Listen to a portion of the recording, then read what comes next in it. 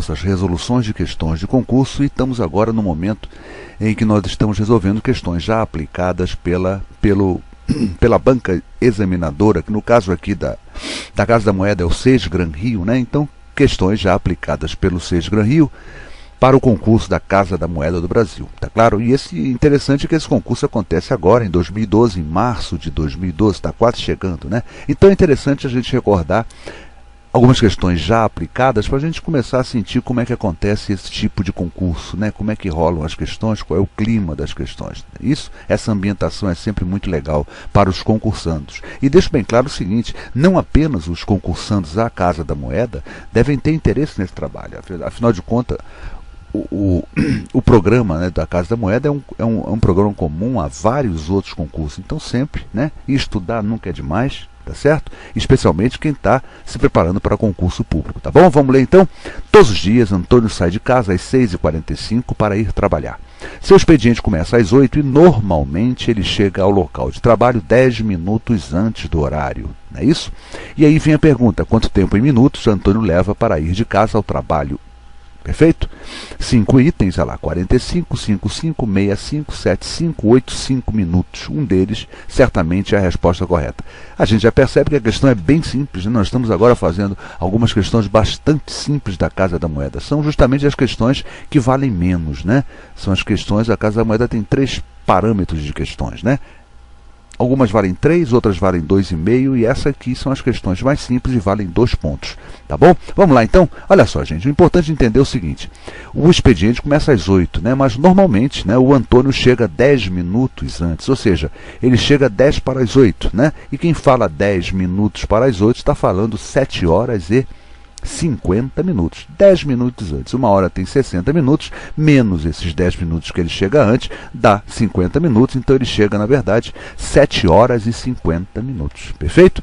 É só fazer a diferença. Perfeito? Entre a hora que ele chega e a hora que ele sai de casa, ou seja, 7h50 menos 6 horas e 45 minutos, essa diferença nos dá o total de minutos que ele leva de sua casa até o trabalho. Perfeito? Mas olha só, eu vou fazer de uma maneira mais rápida, que eu chamei aqui de uma resolução prática, para a gente começar a entender a vez e hora, né? Esses problemas que envolvem hora, mudança de unidade, tempo e tal, elas têm sempre um complicadorzinho, né? Esse aqui até que não tem não, mas é interessante, eu confesso a vocês, eu faço sempre dessa forma que eu vou fazer agora. Olha só, das 6h45 até as 7 horas são decorridos 15 minutos, tá claro? 6h45 mais 15 dá 7 horas. Perfeito? Das 6 horas e 60 minutos, que é o mesmo que 7 horas. Então, das 6h45 até as 7 horas, são decorridos 15 minutos. Ele leva 15 minutos. Das 7 horas até a hora que ele chega no trabalho, que é 10 minutos antes das 8 horas, 7h50, ele levará, então, mais 50 minutos. Com isso, ele leva os 15 minutos até as 7 horas e depois os 50 minutos para fazer os 7 horas e 50 minutos.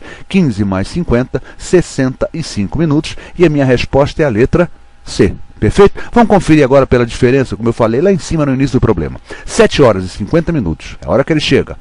Diminuído da hora que ele sai, 6 horas e 45 minutos, isso dá exatamente 1 hora e 5 minutos. A gente procurando 1 hora e 5 minutos nos itens de resposta, a gente vê que isso não existe. Cabe a nós fazermos o que? Transformarmos isso tudo em minutos. Até porque ele fala quanto tempo em minutos. Ele quer a resposta em minutos.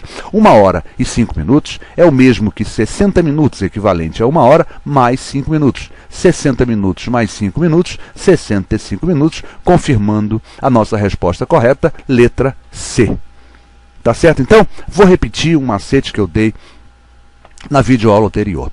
Você está se preparando para um concurso, você certamente tem uma matéria que você gosta mais, que você está mais acostumado, que você entende mais, né? Que você compreende mais e se sente melhor preparado por ela. Vamos dar 2 exemplos.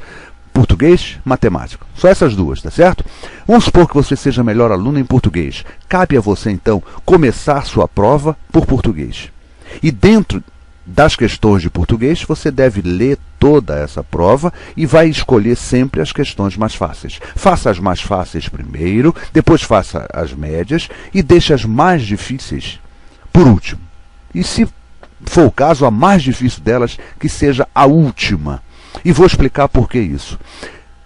Nós temos uma arma, né, dentro da nossa mente psicológica muito forte. Se a gente começa a se derrotar no decorrer de uma prova, a derrota é inevitável. Se eu pego a questão mais difícil com aquela teoria de que não vou fazer as mais difíceis, porque aí eu deixo as mais fáceis para o final, aí eu estou mais tranquilo. Não, não está mais tranquilo não. No momento que você está numa prova, você já tem uma carga de nervosismo bastante alta. Se você pegar a primeira questão e errar, a segunda errar, a terceira errar, a quarta questão, mesmo que ela seja uma questão fácil, você já está nervoso bastante para não conseguir fazê-la. Então qual é o caminho? Escolhe entre as matérias em que você está melhor preparado e começa pelas mais fáceis dessa matéria que você está melhor preparado. Isso vai te dar o seguinte, você faz a primeira, acerta, né? Você tem a impressão, essa aqui eu tenho certeza, que bacana, beleza? Você começa a falar, né? Na tua cabecinha começa a dizer, eu vou passar, cara. Faz a segunda, é uma questão fácil. Ou seja, você vai começando a se animar. É uma autoajuda. Você vai começando a verificar o seguinte, eu acho que eu vou passar, rapaz. Isso vai te dando tranquilidade. E chega em algumas situações em que a última questão, você olha para ela e fala assim, vou te fazer não. Não preciso de você. Eu já acertei as outras 8 ou 9 questões. Nem preciso. Isso te dá tranquilidade. Aí depois você vai para a matéria que você não é tão bom, não é isso? E aí faz o mesmo processo, começa das mais fáceis, vai para as médias e deixa as mais difíceis para o final. E pode acontecer a mesma coisa, a última dessas mais difíceis, né? Você pode dizer, nem preciso de você, eu acho que eu já passei nas outras. Tranquilidade. Isso vai te dar tranquilidade, calma, então siga esse exemplo. Sempre começa da matéria que você mais sabe e dentro dessa matéria, comece sempre pelas mais fáceis. Tá claro então? Quem lhes falou aqui foi o professor Luiz Fernando Reis. Essa dica que eu dou a vocês, eu falo com essa dica para meus alunos há 38 anos e são muitos alunos aprovados em concursos públicos e também em concursos a nível de ensino médio. Perfeito? Então, gente, siga esse conselho que vale a pena. Quem lhes falou foi o professor Luiz Fernando Reis, responsável pelo site matemáticamuitofácil.com.